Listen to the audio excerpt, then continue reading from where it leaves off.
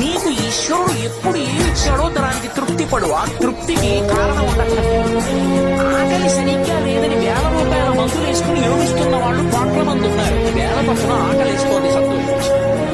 దాహం వేస్తే మంచినీళ్లు లోపలికి వెళ్ళక మధ్యలో కన్నం పెట్టి గొట్టం పెడితే ముక్కు నుంచి పోసుకుంటున్న వాళ్ళు ఉన్నారు. గుటుక్కు నీళ్లు తాగితే లోపలికి వెడుతున్నాయి, సంతోషించి.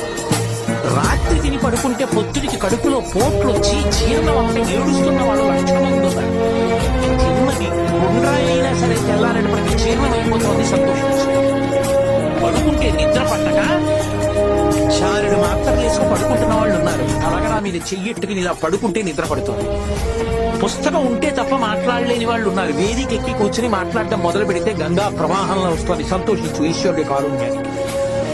కొంతమంది కూర్చోలేని వాళ్ళు ఉన్నారు, కూర్చుంటున్నావు. నడవలేని వాళ్ళు ఉన్నారు, నడుస్తున్నావు. చూడలేని వాళ్ళు ఉన్నారు, చూస్తున్నావు. వినలేని వాళ్ళు ఉన్నారు, వింటున్నావు. ఈశ్వరుడు నీకు ఇచ్చిన దానికి